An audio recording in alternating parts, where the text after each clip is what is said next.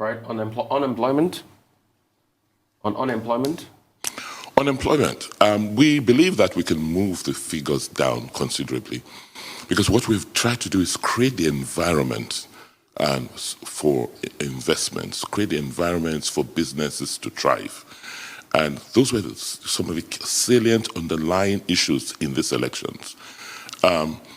Now that we've succeeded in ensuring like that the lions and tigers don't come back, that means that we can continue to have order, we can continue to have peace, we can continue to ensure that the underlying things, the underlying structures which every society needs for growth exists. So we have identified other areas where that will drive growth. First, manufacturing. We have designed 2 industrial parks in Benin City, and these parks are actually situated on gas fields. So the energy to drive the people who will be producing already exists. Edo is blessed because we have one of the largest onshore gas reserves in the country, and the NNPC is very active exploring in Edo. Our gas is on land; it's not in the swamp or the deep offshore, and that's the energy you need to drive the production process. Today, we have 55 megawatts already installed, which can be expanded to 200 megawatts around that location. And so we're actively marketing to companies and manufacturers to come in there and begin utilizing those advantages. We are, as you know, pushing very hard in the area of agriculture, especially value crops like oil palm and rubber. Just last couple of weeks ago, I gave about 51,000 hectares of land to about 4 companies. I mean, just imagine, cultivating about 100,000 hectares in the next 2 to 3 years. It will take about 2 or 3 people to work on 1 hectare, either preparing the land, preparing the nurseries, cultivating, maintaining the farms. And those are high employment generators. We could see from the existing companies who own plantations, the number of people they hire when it comes to harvest times or, maintaining the farms. We're also looking at healthcare with COVID-19, post-COVID-19. This shows us that there's a big market for healthcare. What we need to do, what we have started doing, is thinking very clearly through investments in the healthcare business. We're currently working with the International Finance Corporation on plans, on business plans to attract investments into the healthcare sector. Here again, because of the availability of electricity in Edo, we believe that working with core, serious investors, we should be able to build infrastructure for healthcare services and attract the human resources to come in to acclimate to man some of the facilities which we will be encouraging people to invest in. So entertainment is big. Like just last night, working with some of the young artists who were on my campaign trail, I just could not believe the level of creativity and innovation with these kids. So that is another area that we're going to be working with a lot of people to ensure that we can become an entertainment hub. It's very easy to get into Edo State. It's with Edo State, within a 3-hour radius of Edo State, there's 100 million people. So once we have the facilities, we have the sets, we'll be able to attract people to come in to do their productions, to do their sets in Edo. And then lastly, technology. Technology is an area we've already done quite a bit of work. Working with Being One, we already have 400 kilometers of fiber around those states, and with fiber optics and electricity and the young talent, the future it's so bright. And so what we need to do is continue to have a very clear thinking in government.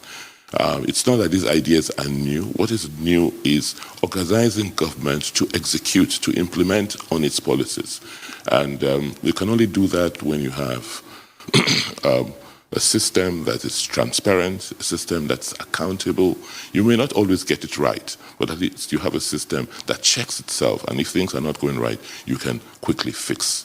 And that's why our politics is important. If you have a political process where you have a few people who are just overbearing, who just try to dominate the process, then you may not be able to.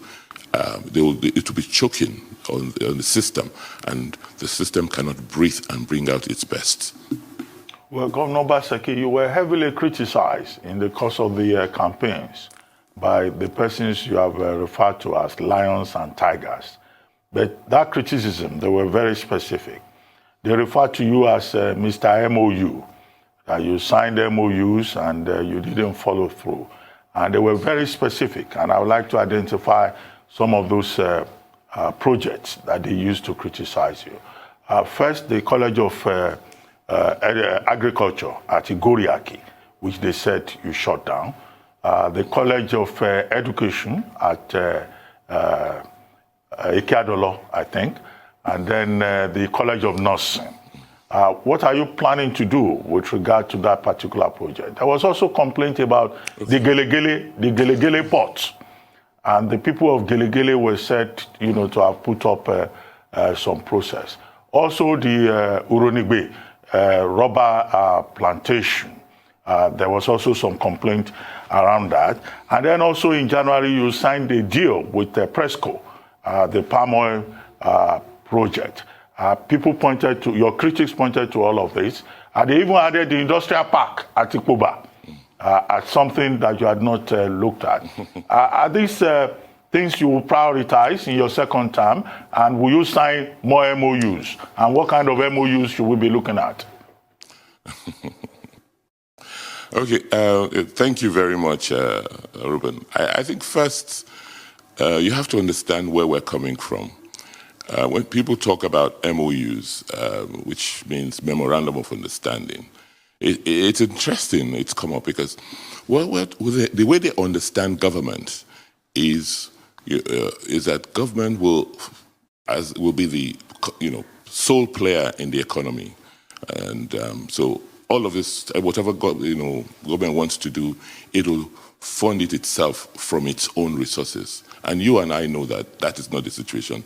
The resources available to government is so it has dwindled significantly. And that what governments need to do now is to engage with the private sector.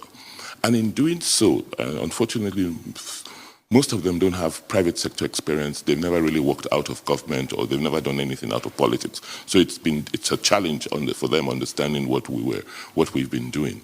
So the thing to do is no serious player who wants to undertake a project will just walk in there without an understanding, without a framework as to how this will be done. It doesn't mean that you as government have the total control over that process. What it means that you as government, will be encouraging enough, you'll give the support, you create the enabling environment, and do the things you're supposed to do to make those things happen. Most of the time, they may not happen at the pace you expect. Secondly, some of these projects are large-scale projects, and they do not happen overnight. They don't happen in a 1 or 2 year time frame. Take the industrial park. I'm just so proud of the work we have done. I mean, it's world-class. It's 1,000 hectares, so our contribution was making the land available, which has been done, doing the environmental studies to make the AIA, to make sure it meets the standards of people who want to come in, make the design for the infrastructure, paying compensation to the people who own the land. You've got to do all of that work, and it's properly documented. It's only when you have done those will they now begin to, their own investment appraisals as to bring in the capital in? Those things take time. It's not 6 months, it's not 1 year. For any serious project, you need a time lag to prepare, and that's what has been happening. And we've gone through those preparations, and you'll be amazed at the speed at which, some of these projects will now take off. And investors also have to look at the national, the national environment, your monetary policies, fiscal policies, trade policies, as they make decisions. And, for $100 million, $200 million projects, they just, they're not going to just sign up and come. Take the river port. The river port is still, the preparations are still on. The funding has been secured, and the work, is progressing. One of the things people don't consider is, if you look at a long-term project like a river port, just the environmental impact assessment will take up to 2 years in some cases, because they have to do, analyze 2 seasons, 2 rainy seasons and 2 dry seasons before, certain confirmations can be made. Excuse me.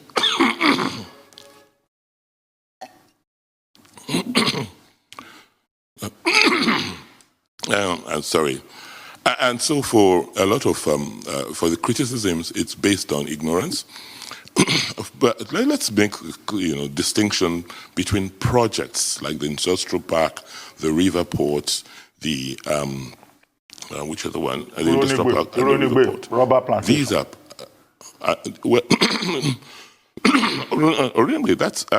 that's not true. The Orunigbe rubber plantation is on as I speak. A company called Rubber Estates. I think it's the company that sold out, that Michelin sold out to. In fact, they are back. We gave them more land, and as we speak, they are planting. So I don't, it's all part of the propaganda, for the campaign propaganda, but it's not true. Rubber Estates is working. They're very happy. I spoke with them, and I'm sure, I'm almost certain that quite a lot of the votes we got in that Urunigwe Access, Urunigwe North, must have coming from the workers who are currently engaged by the company. So let's separate the economic projects from the government projects. If the School of Agriculture, for instance, for people to even say we had a School of Agriculture, it was just dishonest. Because I went into that school, and Ruben, you will not send even your ward to attend that school, what they call the school. It was so badly run. There was very little infrastructure. And I felt scandalized that you could call that a school. And I wasn't surprised, because some of the people were criticizing us about shutting down that place. They managed the school. You can imagine a situation where the council of that school, will meet like 23 times a year, because they just wanted to, because they wanted sitting allowances. Meanwhile, they were not paying the workers in that school. And so for us, we found that we realized that this is a very, very critical institution in our agricultural plans, and therefore had to upgrade and upscale it. So there was nothing to fix or repair. So I had to just shut it down, and we started rebuilding.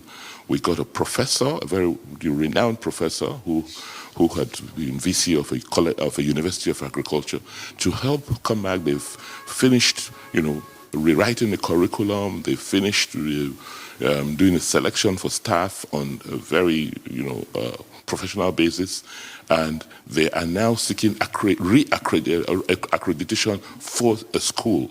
We then restructured our College of Agriculture, across the state. We now have one College of Agriculture with 3 schools, one in Benin, one in Uromi, and one in Agedembude, all specializing and focusing on agricultural activities that are close to those areas. We're currently rebuilding the infrastructure by February next year, most of the infrastructure will be ready, the accreditation will be ready. But more importantly, we've now partnered with the private sector. Fortunately, we're blessed with a few big companies in the state who are now part of the management of the school. They are, the new law gives them roles on the council so that we have proper governance on these schools, and almost guarantees that most the kids or the students who will go through that school will most likely get employment with these companies, because the curriculum is designed to suit to make these students employable, not just have certificates. That's what has happened in the College of Agriculture, ditto School of Nursing. As we speak, there's a contractor on site rebuilding the School of Nursing. We had consultants, helping with the reaccreditation of the schools, and we're not just accrediting them to national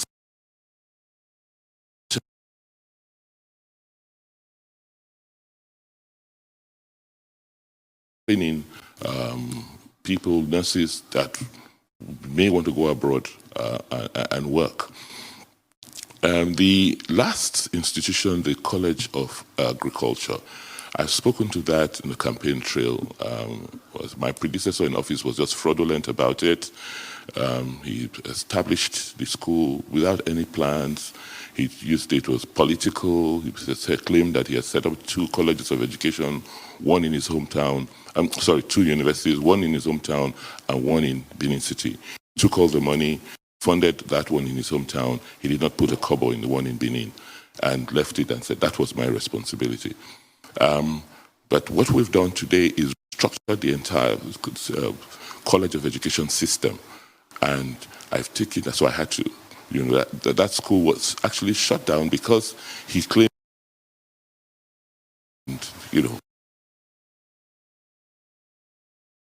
What we have done now is, we've created the School of Education, College of Education with 3 campuses. One to train teachers in primary education, early childhood and primary education in Abudu. Another in Igwebe to train teachers who will teach technical and secondary education. And the third in Afuze to train teachers who would train teachers in physical and special education. Then and to see if he could let Edo have a federal college of education. And the president kindly acceded. So the Kiadolo School is now a federal college of education. And I hope that teachers in technical subjects, because we are focusing on technical education. We're opening a lot of at the JSS and SSS levels. Well, we need to have teachers to teach these subjects. And I'm so happy and glad that the federal government acceded to our request, and we now have a federal college of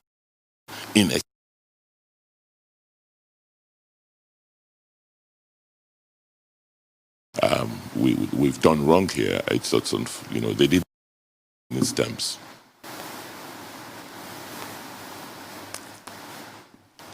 So I'd like to take you back to the elections on Saturday. They've been widely lauded, they've been praised for having gone smoothly, especially in terms of expectations. However, there's some rumblings from some quarters that those results will be challenged. What overtures are you making, especially with certain allegations that continue to trail your qualifications to have contested in the first case, namely your certificate, which you have explained ad nauseum, but there's still a sort of looming specter of an electoral challenge at this point. Are you making any overtures to prevent this at all? And also, earlier you mentioned that you want to create a system that checks itself. Well, that would include, surely, the co-equal arm of government, the legislature, which some would say you have treated as subordinate. Are you making any overtures towards them as well? I think the first, the first part of your questions. First, who want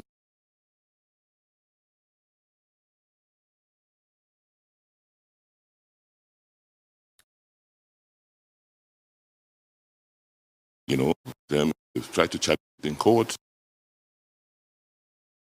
I'm almost certain. So,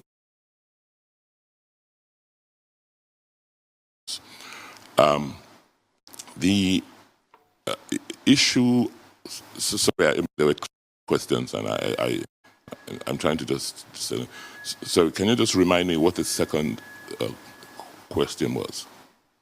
You talked about overtures to the opponents on the elections. I believe that INEC did an amazing job. Thanks to technology, thanks to the doggedness of the chairman.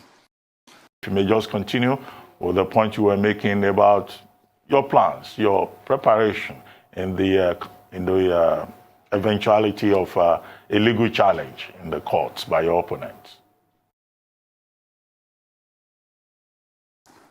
So because, like I said, we're all witnesses to the conduct of the elections. INEC, did its best. They deployed technology to increase transparency in the process. And so we're not too concerned because you could explain every step of the way. We had a very robust situation room. We had a lot of people on ground, and we monitored ourselves what happened in every unit across the state. By 8 p.m., we were clear as to what had happened on the direction of the election. So I do not see major issues in overcoming any legal challenges in court because the elections were fairly well conducted across the state.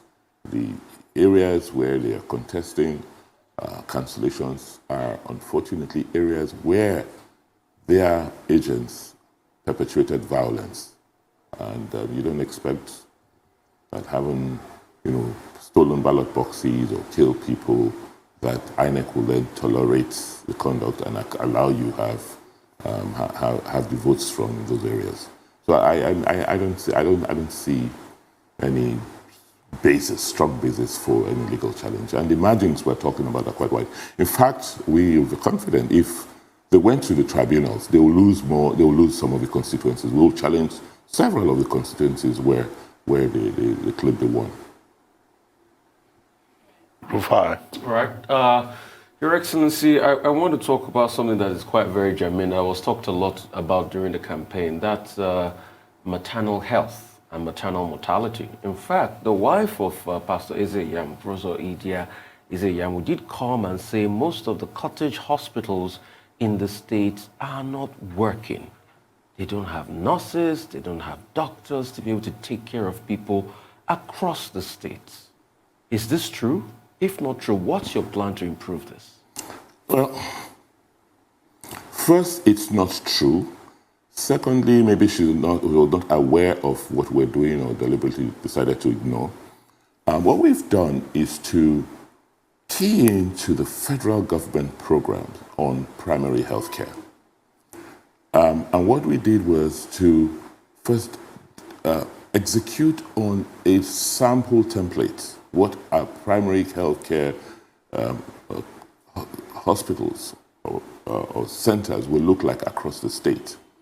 We did a first pilot of 20 of them, one in each local government, where we created a full package, right, with the infrastructure, ensuring that each center has water, has electricity, has security, and has accommodation for the staff. Each facility has well-trained community health workers. But most importantly, that each center now has technology, has a computer, so that when you walk in there, all your vitals, all the key information are taken. And we can see everything about that patient in the back end, the Ministry of Health. There's a portal. The key to the workings of a system are people. You have to focus on the people, and you just have to continue to train and retrain people who are supposed to manage these facilities. We saw it with education, we saw it with the teachers, and that's what we're replicating in the healthcare system. I can tell you that today we've expanded to about 60 of those centers, and the goal is to make sure that we have 200 of them, one per ward, so that you are no more than each citizen of Edo State is not, is connected to a center that's less than a 20 minutes, 15 to 20 minutes ride from wherever you live. That is the goal, and to make sure it all happens, we've now institutionalized what we call the primary health care agency. So you have a specific agency that, just like the state's Universal Education Board, that now focuses on primary health care. We've taken it out of the Hospital Management Board.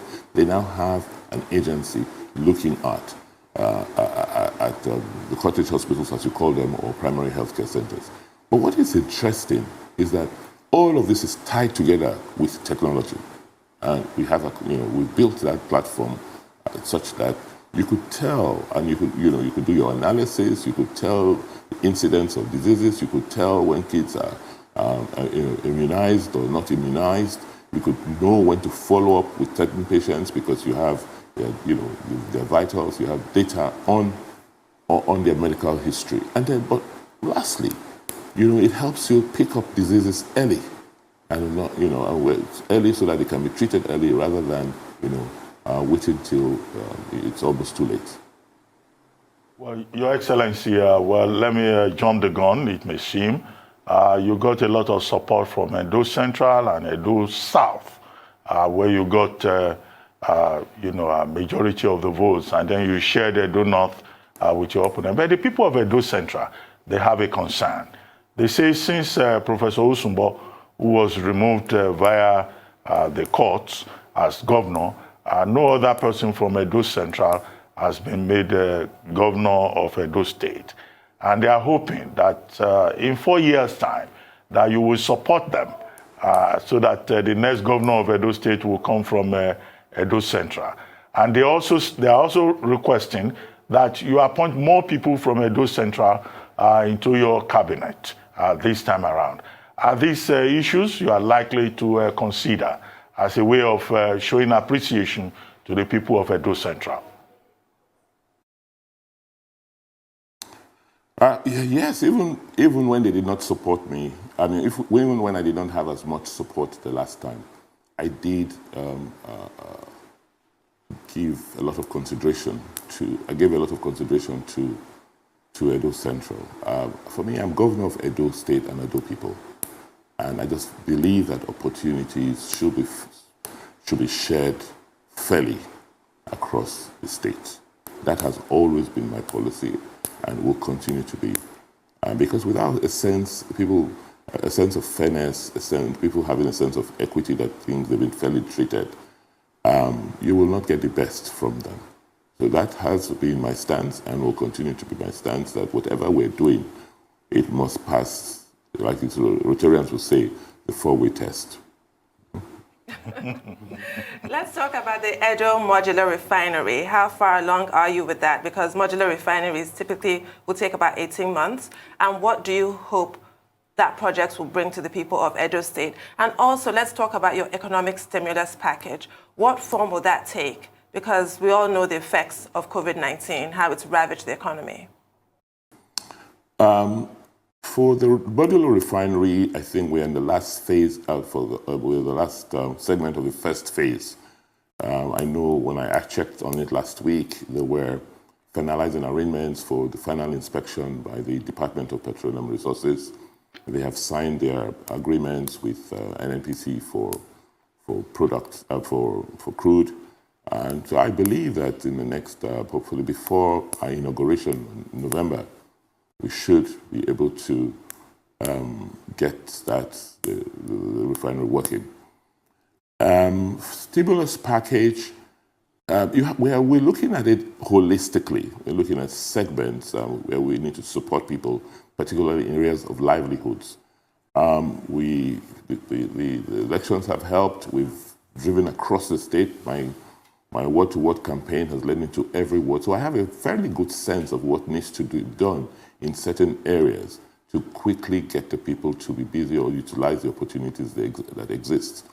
One of the areas we're working very hard on, and I'm hoping, I hear the President may have given approval, or the Federal Executive Council may have given approval, is what you call a project you call RAM, the Rural Access Mobility Program, RAM, where you can fast track building of rural roads. Because as we invest, give support to farmers to produce, we give them fertilizers, extension services, we must quickly build infrastructure so that they can evacuate these products. The one big stimulus we're giving to farmers is that we have also given guarantees to buy back their products. So if you've cultivated maize, soybeans, cassava, whatever, we're looking for large off-takers that they can sell to so that they get the money and they're encouraged to go back to work with farming. The other is, like I said, just ensuring a bit more support to people who are producing across the state.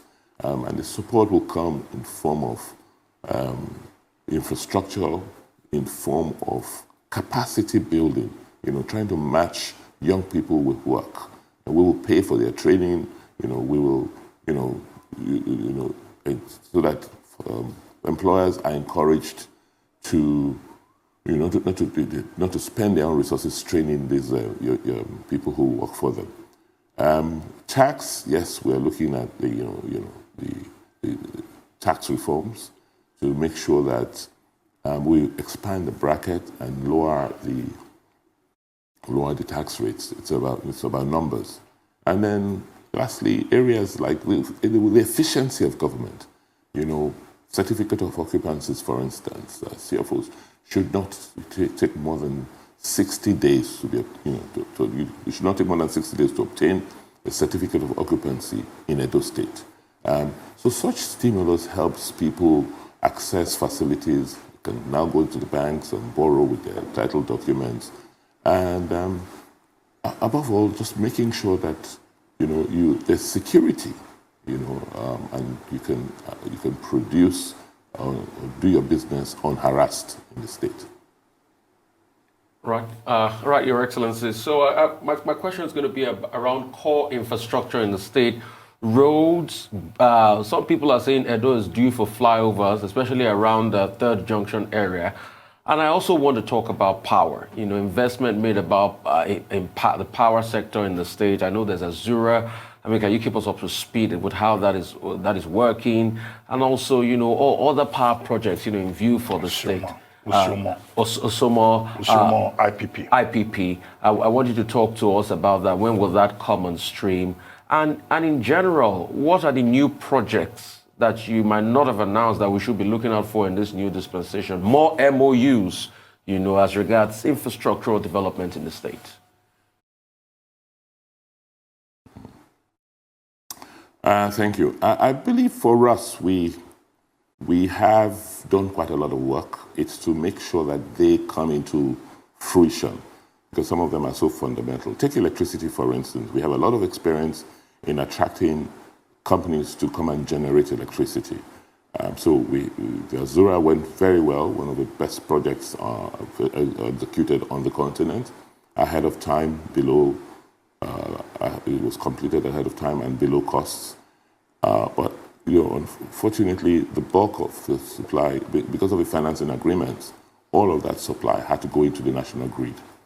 And based on that, we were able to quickly get another investor to invest in a smaller plant, this first phase of 55 megawatts, going to 60. So we already have the generating capacity in Edo. And don't forget, Edo is also a transmission hub. The biggest challenge we have is distribution. We have a very ineffective distribution company.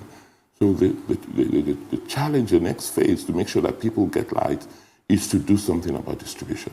It's either to get alternative licenses to compete with the company that is in there now, or to buy them out, because we have power. We have more electricity than we can consume in Edo State, but people are just not getting it because the distribution company is just ineffective. I mean, it's very poorly capitalized, poorly managed, and they're not able to deliver services to the people.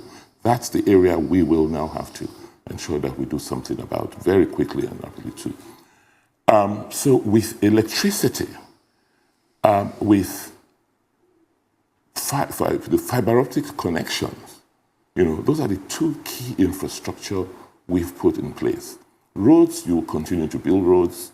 I don't see the need for flyover. It's cheaper for me to expand the roads and make them create more lanes than put concrete to begin to fly over. Edo State is very well planned. Benin City is very well planned. It's about opening more arterial roads, for easy connection and spending billions, on. Maybe we'll build them in future, but right now I think we need to be more frugal in the way we spend our infrastructure money. So with what we have, the industrial park, with the refinery that can be expanded, with electricity, with fiber optic connections, with a reform in the civil service, I believe those are, and then the river port, I believe for now, if we get those going over the next 4 years, and then rewriting a plan for the next 30 years on how we want to progress, that will have set the foundation for the future. We don't want to take on too much.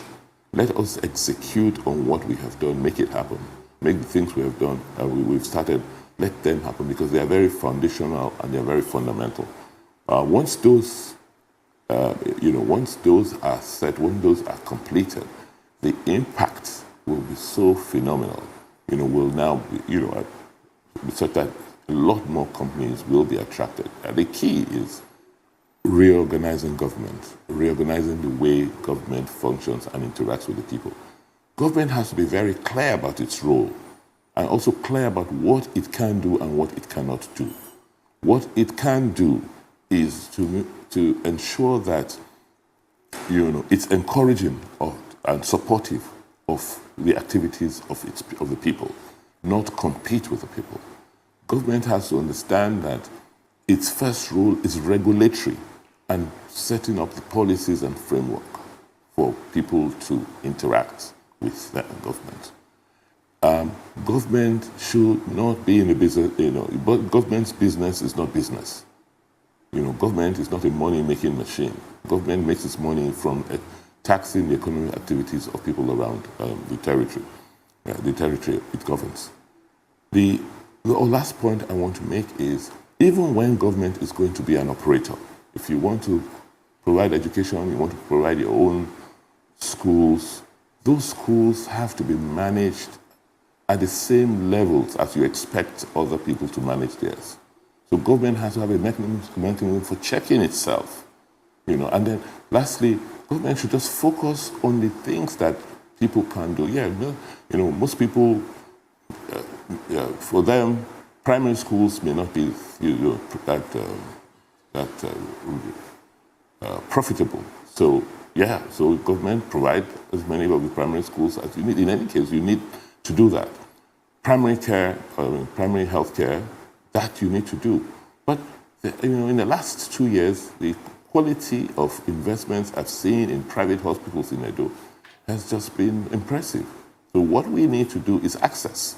How do you organize the healthcare system? By making sure you have a health insurance scheme such that people will go and are able to afford healthcare services, whether it be healthcare services provided by government or provided by the private sector. So it's that thinking, rethinking government, resetting Edo. That's what we need to do to make Edo great again. Well, Governor Obaseki, well said, but I should bring this to a close within the next 2 minutes. 2 quick questions. What are your plans for the future at a personal level?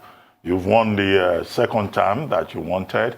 What will happen next? Will you, after 4 years, go to the Senate? which has become the retirement home for governors? Or will you seek some other position in the future, maybe the presidency of Nigeria? And then very quickly, what are your plans to unify the people of Edo State who have been divided by what has been a very acrimonious gubernatorial campaign race?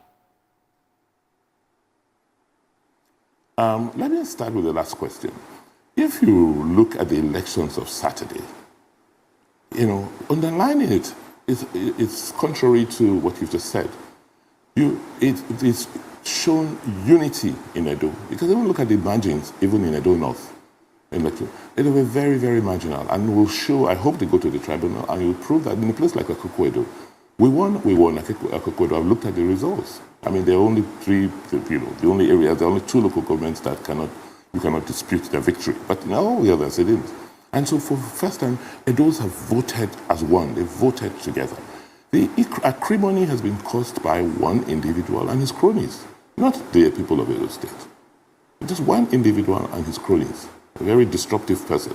So it's not, for Edo has never been this united, as you see. And you expect it. We didn't expect it to be a smooth sail because we're undertaking fundamental shifts in the way government had been organized in the past.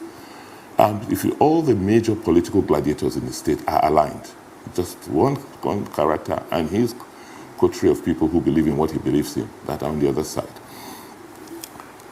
For me, at the personal level, I believe that, in 4 years, I'll seek admission, maybe go back to school and teach. I don't have any ambitions to go to Senate or legislature. I cannot leave as governor, governing the whole to go and represent a part, a part of the whole. I think just being governor and being an effective governor is good enough, and it's something to be grateful to God for. The future is left to God to determine, but for me personally, is to want to go back and impart knowledge. Right. Well, thank you very much, Your Excellency, for joining us on the Morning Show. Thank you very much indeed, and congratulations once again. All right, thank you so much for that, Governor.